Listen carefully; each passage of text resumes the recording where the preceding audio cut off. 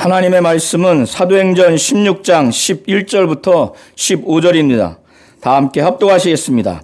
우리가 두로아에서 배로 떠나 사모드라게로 직행하여 이튿날 네아폴리로 가고 거기서 빌립보에 이르니 이는 마게도냐 지방의 첫 성이요 또 로마의 식민지라. 이 성에서 수일을 유하다가 안식일에 우리가 기도할 것이 있을까 하여 문밖 강가에 나가 거기 앉아서 모인 여자들에게 말하는데, 두아디라 시에 있는 자세곡감 장사로서 하나님을 섬기는 루디아라 하는 한 여자가 말을 듣고 있을 때 주께서 그 마음을 열어 바울의 말을 따르게 하신지라.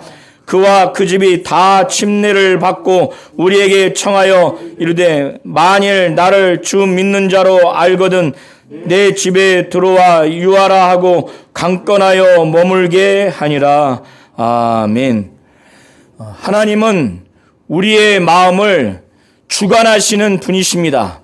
그래서 예수께서는 누가복음 24장 32절, 44절, 45절을 통해서 그가 부활하신 다음에 성경에 대해서 제자들에게 설명했을 때 그 마음을 뜨겁게 하고 마음을 열어서 성경을 깨닫게 하시는 분이 바로 예수라고 하는 것을 분명하게 기록하고 있습니다.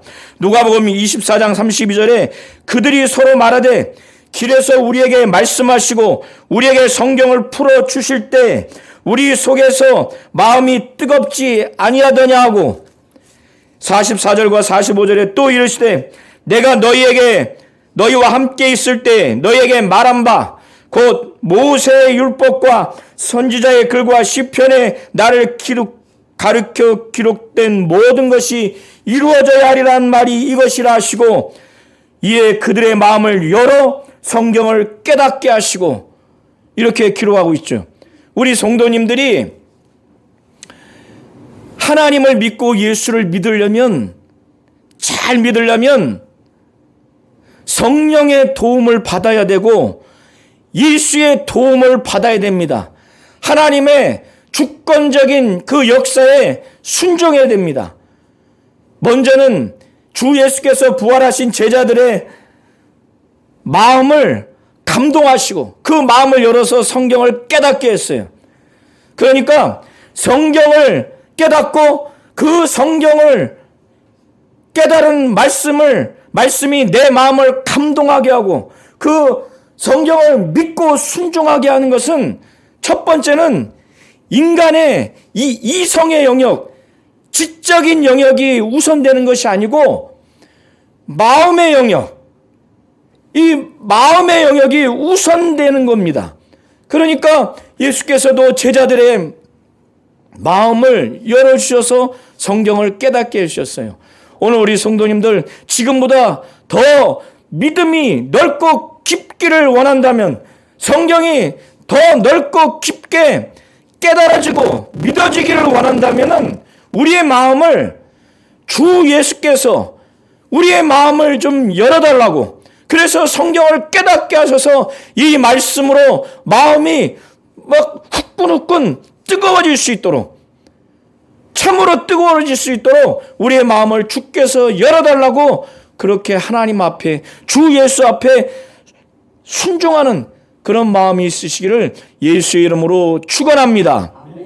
먼저 말씀을 들으려고 노력을 해야 그 다음에 주께서 마음의 문을 열어주시는 겁니다. 오늘 루디아가 바울이 전하는 말씀을 듣지도 않는데 마음을 열어주는 것이 아니라 1차적으로는 들었을 때 주께서 그 마음의 문을 열어주셨다는 겁니다. 그래서 설교 시간에 또 유튜브를 통해서 듣던, 또 성경을 읽고 성경을 유튜브를 통해서 들을 때, 그때 바로 주께서 마음의 문을 열어주시는 겁니다.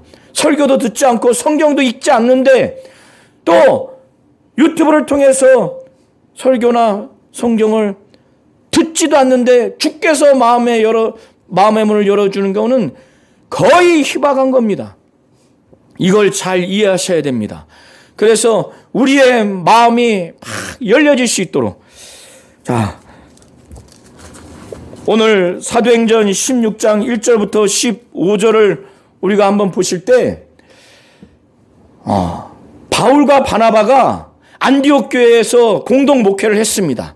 그래서 안디옥 교회에 이방인 신자들이 많이 구원받았어요. 성령 받고 거듭나고 침례까지 받았습니다. 오직 예수의 은혜로, 오직 예수를 믿는 믿음으로만 구원받는다, 이렇게 알고 신앙생활을 했는데, 저 예루살렘 교회 안에 유대인 출신 그리스도인들, 그들이 처음에는 그러하지 않았지만 시간이 지나면서 모세의 율법을 지켜야 된다, 모세의 법대로 할례를 해야만이 능히 구원받을 수 있다, 이렇게 타락한 신학체계, 타락한 성경체계를 가진 자들이 예루살렘 교회의 사도들과 장로들의 지시도 없이 이 예루살렘 교회에서 안디옥 교회로 가가지고 거기서 이렇게 타락한 신학체계와 타락한 성경체계를 가리키니까 안디옥 교회가 전체적으로 큰 혼동과 소란이 일어났습니다. 바울과 바나바가 보통 목회자가 아니에요. 이런 목회자가 이렇게 수년 동안 말씀을 그렇게 가르쳤음에도 불구하고 온 교회가 이 타락한 신학체계와 성경체계로 인해서 분란이 일어났습니다. 그래서 바나바와 바울과 이 안디옥 교회 대표자들이 예루살렘 교회 그것을 향해서 사도들과 장로들이 이것을 결정해 주기를, 그래서 치열한 논쟁 끝에 결정을 했습니다. 우리도, 우리 조상들도 능히 매지 못하는 멍에를 그들의 목에 어찌하여 두려 하느냐? 오직 주 예수의 은혜로만 구원받는다. 예수께서 우리의 죄를 짊어지시고 저주를 담당하시기 위해서 피 흘려 죽으신 이 예수, 그는 하나님이고 하나님의 아들로서 의인이기에 하나님이 성령으로 부활하게 하신 이 예수를 믿는 믿음으로만 구원받는 것이다. 그러나 이방인들이 예수 믿기 전에 신에서 우상을 섬기고 음행을 저지르고 피채 먹고 목매어 죽은 짐승도 꺼리낌 없이 먹는 이런 네 가지, 이 네 가지는 하지 마라. 스스로 상가면 그거는 아주 잘하는 것이다. 이렇게 결정을 했습니다.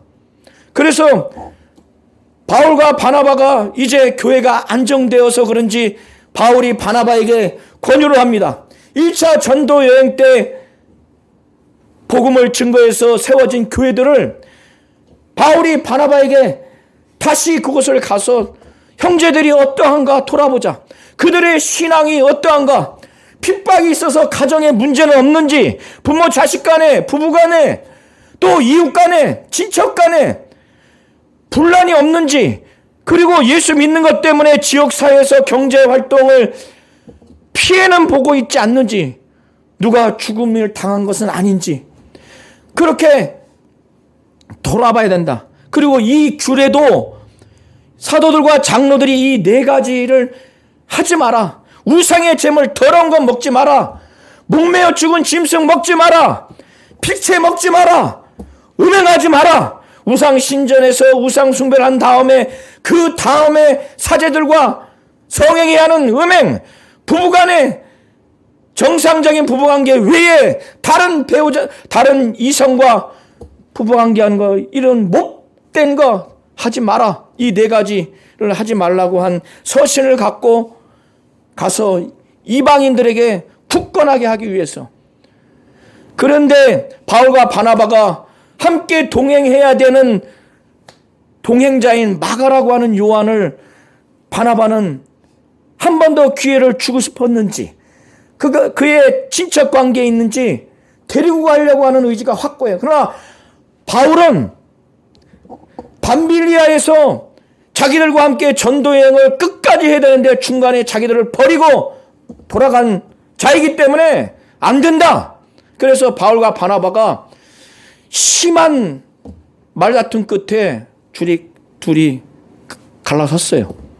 그래서 바울과 신라는 수리아 지역과 길리기아 지역을 쭉 돌아봐 보면서 이제 제2차 전도여행, 선교 여행을 떠납니다. 그리고 바나바와 마가라고 하는 요한은 바나바의 고향인 구브로를 향해서 이 교회를 돌아봅니다. 오늘 사도행전 16장 1절부터 15절은 바울과 신라의 그 전도 여행을 묘사하고 있어요. 그래서 바울과 신라는 이 수리아 전 지역의 교회들을 돌아봐요. 그리고 그의 고향인 길리기아 이 지역을 또 돌아봅니다. 이 육로로 가는 이 거리가 어마어마합니다. 수백 킬로예요. 그리고 이 점선으로 되어 있죠. 점선으로 된 것이 오늘 16장 1절부터 15절에 쭉 여기까지가 전도여행입니다. 자, 바울과 신라가 이렇게 수리아 지역, 길리기아 지역을 돌아보면서 이제 더베, 루스드라까지 갑니다. 이 루스드라와 더베는 바울이 1차 전도 여행 때 여기서 복음을 전해서 예수 믿는 자들이 나오고 교회가 탄생한 지역이에요. 그런데 특별히 루스드라는 여기서 안진뱅이를 일으키는 치유 역사가 일어났던 지역이지만 그곳에서 바울은 돌로 맞아가지고 거의 죽은 것과 같은 상태가 돼서 그 돌로 친 그들이 죽었다 생각하고 변들이의 시체를 버려버린 그곳이에요. 근데 그곳을 다시 간다고 하는 것이 인간적으로 그게 가능합니까? 사람이 돌로 한 번 맞아도 그 돌에 맞은 충격 때문에 트라우마가 있는데 거의 사람들이 볼 때 죽었다고 할 정도로 돌을 던져서 치명상을 일으킨 지역을 다시 간다고 하는 건 인간적인 의지와 인간적인 감정으로는 도저히 갈 수가 없어요. 저것은 성령의 감동이 아니면 하나님의 뜻이 아니면 갈 수가 없습니다. 그래서 바울과 신라는 더베와 루스드라까지 이르렀어요. 그런데 1차 전도 여행 때 이 루스드라 지역에 디모데라고 하는 사람이 여기에서 예수를 믿고 완전히 변화된 것으로 보입니다. 이 디모데의 어머니는 유대인 여자예요. 유니게라고 합니다. 그의 아버지는 헬라 사람이에요. 오늘날로 말하면 그리스 사람이에요. 그리고 그의 외할머니는 로이스입니다. 자, 원래 유대인의 법에 의하면 유대인 외에 다른 이방 민족하고는 결혼을 하면 안 돼요. 그런데 디모데의 어머니 유니게는 그리스 사람, 헬라 사람 그의 남편과 결혼을 했어요. 자, 유대인들의 율법에 의하면은 부계 혈통입니다. 우리나라도 부계 혈통이죠. 자녀들의 성이 다 아버지 성을 따르죠. 그리고 그 혈통을 부계 혈통으로 다 생각을 해요. 마찬가지로 유대인도 율법에 의하면 부계 혈통이에요. 그러나 지금 바울 당시에는 미슈나에 의하면은 모계 혈통입니다. 그래서 이 디모데는 어머니의 모계 혈통에 의해서 유대인으로 평가받아야 함에도 불구하고 할례를 행하지 않았어요. 유대인들은 아브라함에게 하나님이 약속을 했어요. 그래서 하나님의 선택한 민족으로서 언약 백성이라고 하는 그 표시로서 남자아이가 낳은 지 8일 만에 그 생식기를 벗기는 할례 의식을 하는데 이것은 유대인이라고 하는 하나님이 택한 백성, 하나님이 언약한 언약 백성이라고 하는 중요한 표시예요. 우리나라는 위생상, 건강상 그것을 하지만 유대인들은 위생상, 건강상 할례를 하는 것이 아니라 유대인의 표시예요.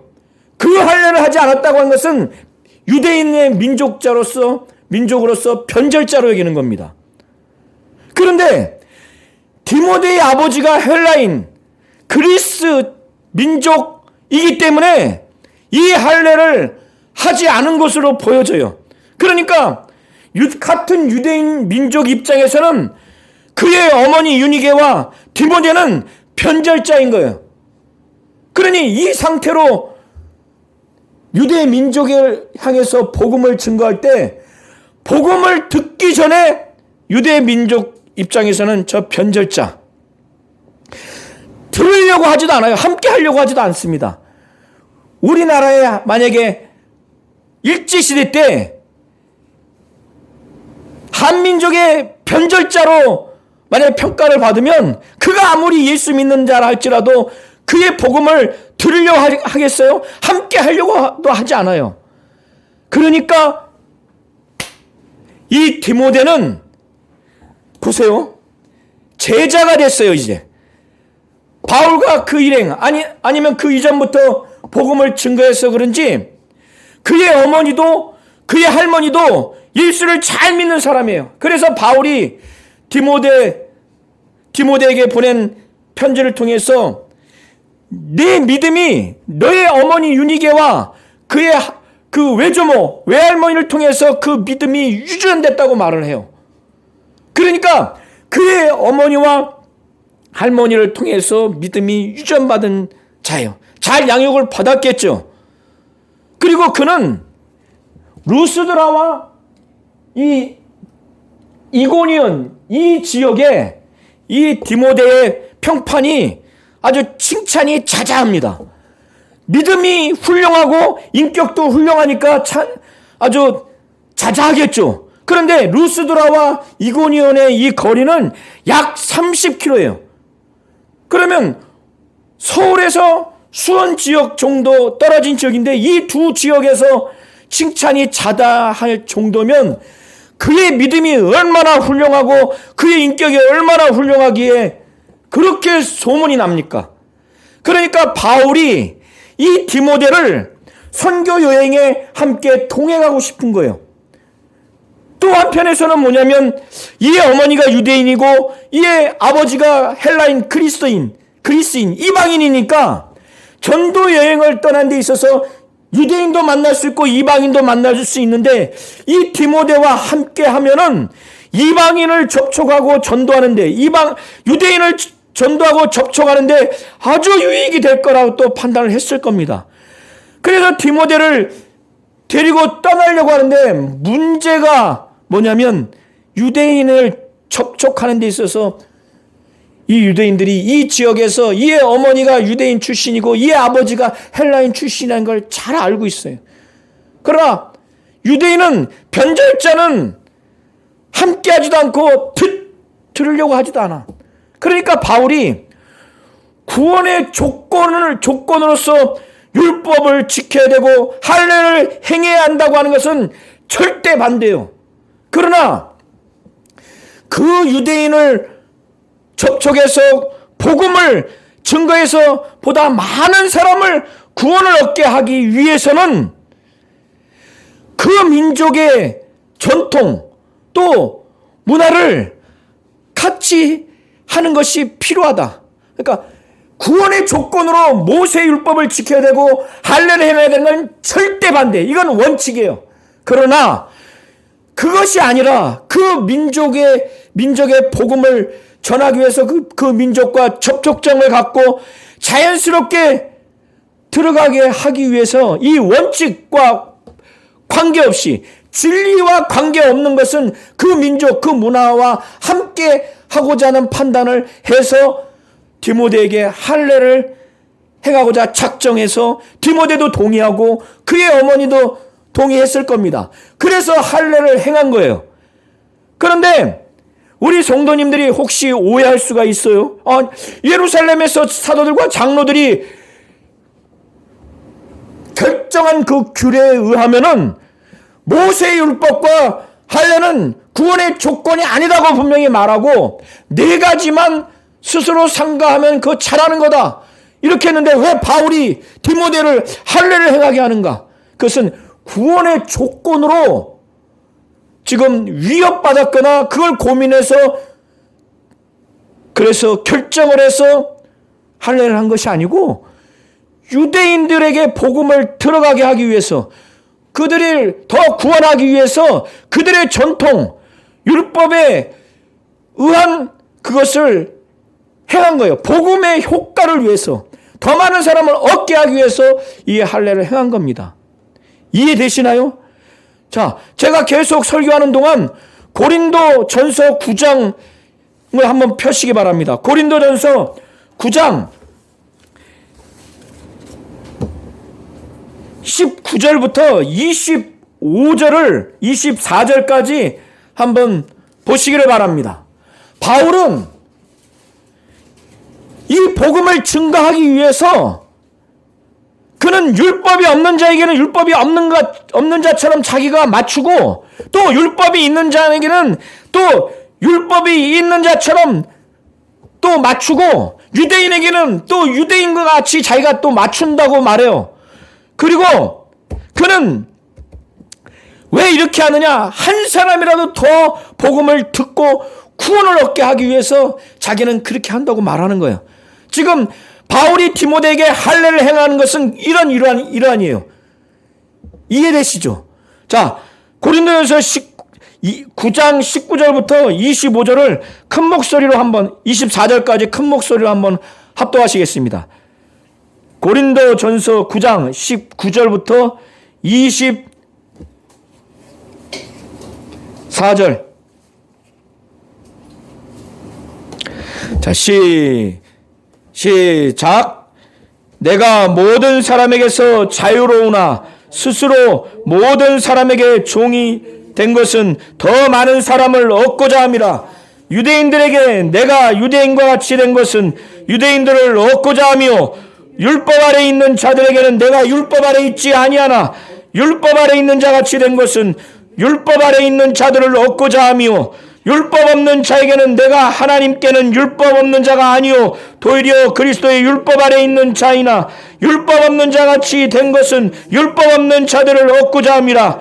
약한 자들에게 내가 약한 자와 같이 된 것은 약한 자들을 얻고자 하며 내가 여러 사람에게 여러 모습이 된 것은 아무쪼록 몇 사람이라도 구원하고자 함이니 내가 복음을 위하여 모든 것을 행함은 복음에 참여하고자 함이라. 운동장에서 다름질하는 자들이 다 달릴지라도 오직 상을 받는 사람은 한 사람인 줄을 너희가 알지 못하느냐. 너희도 상을 받도록 이와 같이 다름질하라. 자, 이해되시죠? 그래서 다시 사도행전 16장 1절부터 5절을 보시면, 자, 4절을 보시면 지금 제가 바울이 왜 디모데를 할례를 행하게 했는가를 잘 이해할 수가 있습니다. 바울이 유대인들이 두려워서 구원의 조건으로 할례를 받아야 된다는 이 위협에 그가 항복해서 그걸 타협해서 할례를 행한 것이 아니라고 하는 것을 4절에 여실히 보여주고 있어요. 바울과 실라와 이제 디모데가 본격적으로 4절에 보면 여러 성, 곧 도시로 다니면서 예루살렘에 있는 사도와 장로들이 작정한 규례, 곧 4가지만 하지 말라고 하는 이것을 그들에게 전해줘서 그들로 하여금 그것을 지키게 합니다. 그러니까 여러 도시를 다니는 거예요. 자, 여기서 비시디아 안디옥에도 다니고 이고니온에도 다니고 이렇게 다니면서 루스드라와 더베도 다니면서 이방인들에게 또 믿은 유대인들에게 예루살렘에서 사도들과 장로들이 치열하게 토론을 해서 결정낸 것, 오직 주 예수의 은혜로만 믿음으로만 구원받는다. 모세의 율법과 할례를 지켜야 구원받는 것, 이거 잘못된 거다. 다만 4가지 우상의 더러운 것 재물, 목매어 죽인 것 피, 음행, 이거를 삼가라. 이 규례를 전해주고 그걸 지키도록 했어요. 그러니 이방인들은 이제 얼마나 자유롭겠어요. 얼마나 자유롭겠어요. 새로 믿은 이방인들도 얼마나 힘이 됐겠어요. 그러니까 그들의 믿음이 더 견고해지는 겁니다. 그러니 어때요? 신학 체계가, 성경 체계가 타락한, 변질된 이단적인 신학 체계와 성경 체계가 아닌 성령이 감동하고 삼위 하나님이 보증하는 그런 신학체와 성경 체계를 넓게 깊게 알면은 믿음이 더 굳건해지는 겁니다. 그러므로 말미암아 교인들은, 교회의 숫자는 더 늘어나는 거예요. 그것을 4절 5절이 그걸 말해주는 겁니다. 자, 이렇게 바울과 실라와 디모데가 여러 도시를 다니면서 이렇게 제대로 된 성경 체계, 신학 체계를 가르치니까 믿음이 더 굳건해져요. 예수 믿는 교인들의 숫자가 많아집니다. 교회의 숫자가 많아져요. 믿음이 굳건해졌다고 하는 것은 질적으로 성장했다는 거예요. 교회의 숫자, 교인이 많아졌다는 것은 양적으로 성장한 겁니다. 이쯤 됐으면은 바울과 바나바와 디모데는 자신들이 이후에 전도할 지역을 선택하는 것도 하나님의 뜻일 거다, 성령의 감동일 거다, 이렇게 생각을 당연히 할 수 있지 않겠습니까? 그렇잖아요. 교인들의 믿음이 굳건해지고 교인들도 많아지고 교회도 막 많아지는데, 그러면 바울과 실라와 디모데는 이 다음에 아시아로 가야 되겠다, 아시아로 가서 말씀을 전해야 되겠다, 이렇게 결정했을 때 이게 하나님의 뜻일 거야. 그런데 그게 아니에요. 6절부터 눈으로 보세요. 아시아는 여기로 추정을 합니다. 아시아에 가서 말씀을 전하려고 하는데 웬걸 성령이 아시아에서 말씀을 전하지 마라, 딱 그걸 막아, 말씀을 전하지 못하게. 이상하죠? 근데 성령이 아시아에서 말씀을 전하지 말라고 금한 것이 환상을 통한 것인지, 기도하면서 이 심령에서 감동을 주신 것인지, 아니면 말씀으로 감동을 준 것인지 그 경로는 알 수는 없어요. 그러나 아시아에서 성령이 말씀을 전하지 마라, 금한 거예요. 이들은 자기들이 한 사역이 성령의 역사고 하나님의 뜻이다. 왜? 믿음이 이렇게 굳건해지고 교인들이 이렇게 막 부흥하고 교회가 막 이렇게 늘어나는데 이 이후에 아시아로 가겠다고 하는 결정이 당연히 그렇게 생각하지 않겠어요? 그러나 거기서 딱 막아요. 근데 중요한 것은 바울과 실라와 디모데가 이 성령의 감동과 성령의 음성에, 성령의 뜻에 아주 민감해요. 그래서 이것을 듣고 고집 부리지 않고 그들이 이 아시아 이쪽, 이 남서쪽이 아닌가 보다. 그래서 그 다음에 가는 것이 부르기아와 갈라디아 땅이에요. 약간 북쪽으로 가서 비두니아 쪽으로, 이제 무시아 앞이라고 나와 있는데요. 무시아 앞은 정확히 말하면 무시아 건너편이에요. 여기에서 비두니아 지역으로 가려고 애를 썼는데 거기에서 또 성령이, 예수의 영이 그걸 허락하지 않아. 바울과 실라와 디모데가 얼마나 당황스럽겠어요. 기도 안 한 것도 아니고 불순종한 것도 아닌데 아시아에서 말씀을 전하지 말라고 성령이 탁 금하고, 그러면 여기가 아닌가? 부르기아와 길리기아 땅으로 가서 무시아 앞 반대편으로 해서 비두니아로 가려고 하는데 예수의 영, 바로 성령이 그걸 허락하지 않아. 당황스럽지 않겠어요? 이쯤 되면 그러면 남쪽도 아니고 북쪽도 아니고, 그런데 우리 성도님들이 여기서 잘 또 보세요.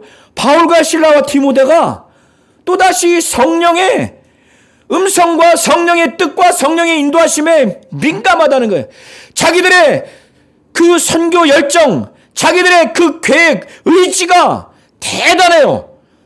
아주 대단합니다. 대단한데 그것을 내려놔요. 이 거리가요, 보통이 아니에요. 이 거리가, 이 루스드라까, 더베에서 루스드라까지 학자에 따라서 좀 다르지만 어쨌든 100km가 넘어요. 루스드라에서 이고니온이 30km 정도 됩니다. 여기에서 이 거리가 어마어마해요. 평지도 아니에요. 그러니 이들의 선교에 대한 열정과 계획과 의지가 대단하다니까요. 그런데 성령 앞에서는 딱 내려놔요. 성령의 의지와 성령의 계획과 인도하심과 감동과 충만함, 음성에 확 내려놔요. 우리 성도님들도 이렇게 되셔야 돼요. 그래서 여기도 아닌가 보다. 그래서 그들이 당황스럽기도 했겠죠. 그러면 어딘가 기도도 했을 거예요. 그래서 간 지역이 이제 무시아를 지나서 두로아까지 갑니다. 두로아까지.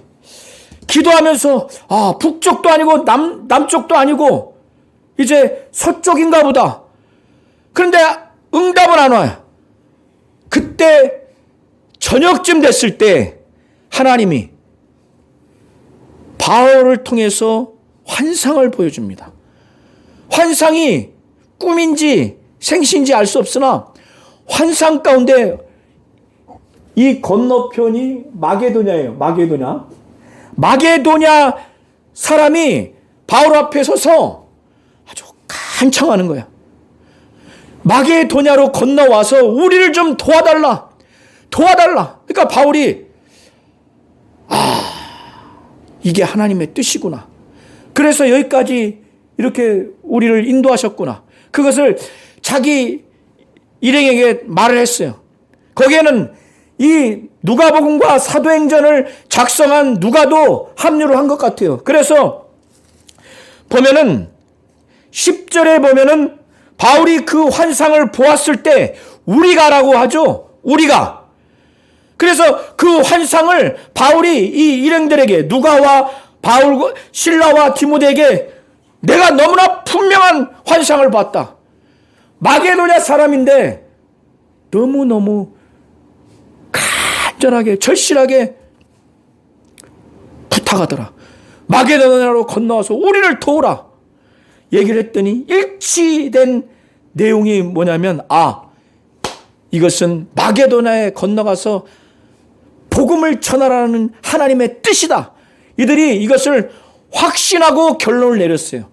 그래서 10절에 하나님이 저 사람들에게 복음을 전하라고 우리를 부르신 줄로 인정했다고 하는 것은 이 환상의 뜻을 바로 이렇게 확신하고 결론을 내렸다는 거예요.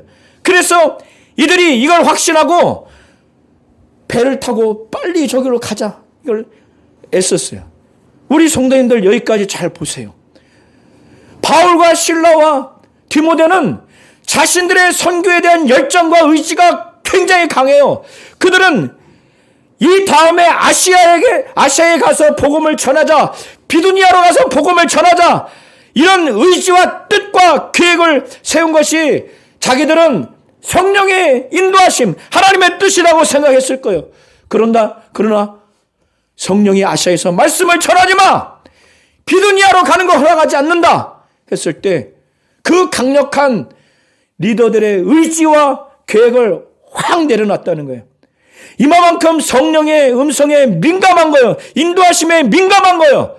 그리고 민감할 뿐만 아니라 자기의 것을 다 내려놓으니까 마지막에 이렇게 하나님의 뜻을 드로아에서 바울을 통해서 환상을 하나님이 보여주심으로 그걸 깨달은 거예요. 깨달으니까 뭐예요? 하나님의 뜻을 이루려는 확신과 열정을 가지고 힘썼어요. 빨리 가자. 그래서 드로아에서 배를 타고 사모드라게라고 하는 산악 지역인 섬으로 하루를 아마 묵은 것 같아요. 그래서 그 다음에 네아폴리에 도착을 합니다. 이게 아마 순풍이 불어서 이틀 만에 간 것 같아요. 사도행전 2장에 보면 제3차 전도여행 때 돌아올 때는 여기에서 이 드로아까지 5일이 걸렸다고 기록을 하고 있습니다. 자, 이들이 이제 네아폴리에 도착을 해서 약 16km 정도 떨어진 필리포 지역에 도달을 해서 안식일에 기도를 좀 해야 되겠다 생각해서 어디 기도처가 있는가 알아본 것 같아요. 자, 이 필리포 도시는 마게도냐 지역에 4개의 성으로 구분된 한 도시예요. 그러니까 으뜸된 도시예요. 그래서 우리 성도님들이 12절에 보면은 필리포에 이르니 이는 마게도냐 지방의 첫 성이라고 그랬죠. 으뜸이 되는 성이라고 이렇게 이해하시면 됩니다. 마게도냐의 도시는 수도는 데살로니가예요. 그러나 필리포가 으뜸이 된다는 의미에서 첫 성이라고 하고, 이 필리포 도시는 로마의 식민지입니다. 마게도냐 전체가 로마의 식민지예요. 로마 식민지에서 도시가 4개의 도시로 분할이 돼서 지배를 받고 있는 상태예요. 안식일에 기도하러 가려고 하는데 기도가 없어요. 문 밖에, 여기서 문 밖에라고 하는 것은 13절에 보면은 성문 밖이에요. 도시 밖. 우리나라도 조선시대 때 보면은 사대문이 있죠. 사대문 밖은 편들입니다. 그래서 그 필리포 성 문 밖에 기도처가 있는가 봤더니 어떤 여자들이 모여 앉아 있어요. 그래서 그들에게 복음을 증거했는데, 그때 한 여자, 루디아라고 하는 그 여자, 이 여자는 자색을 물들여가지고 옷감 장사하는 사람이에요. 두아디라시 출신인데, 이 당시에 자색 옷을 입을 정도면 높은 재력가, 관직에 있는 사람이 입을 수 있는 옷감입니다. 그래서 루디아는 학자들이 추정하기로는 아마 부자였을 것이다. 근데 그가 바울의 설교를 듣고 있는데, 보세요. 자, 우리 한번 14절과 15절을 함께 읽겠습니다.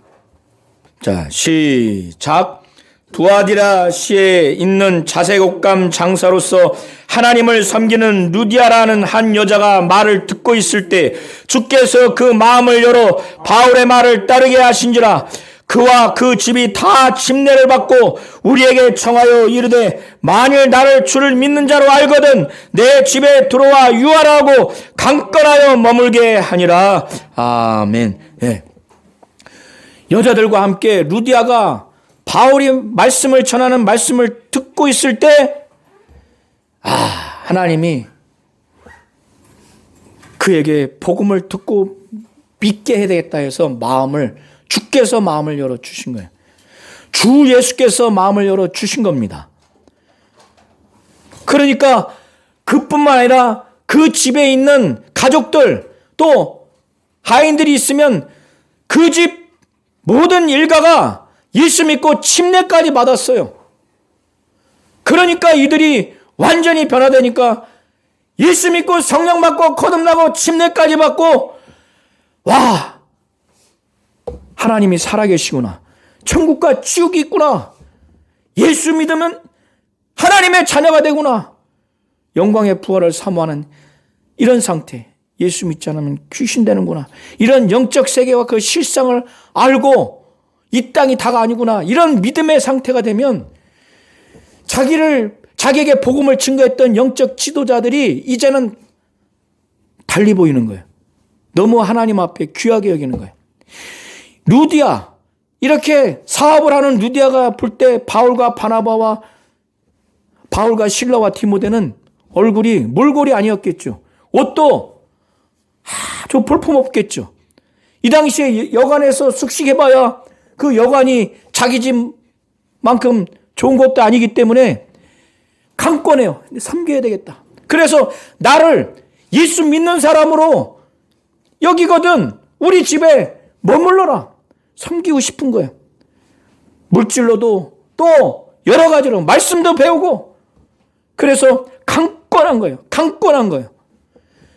나중에 보면은 이 루디아의 집은 빌립보 지역에 복음을 증거하는 본거지 역할을 합니다.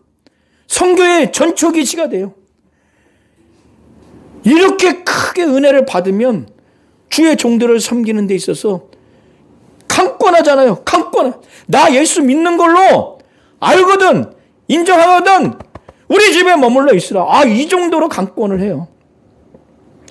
우리 성도님들, 하나님은 마음을 주관하시는 분이에요. 우리의 마음을 누가 주관하게 하는가? 마귀와 악령들이 이 마귀를 지배해버리면 타락합니다.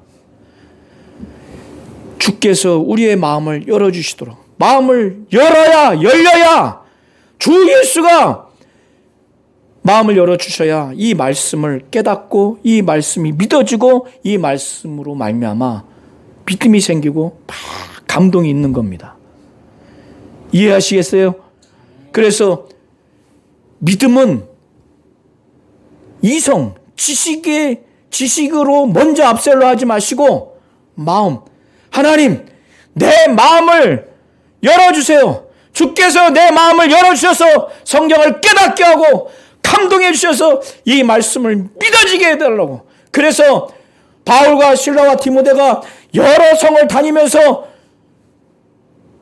규례들을 전해서 지키게 했더니 믿음이 더 굳건해진다고 하지 않습니까?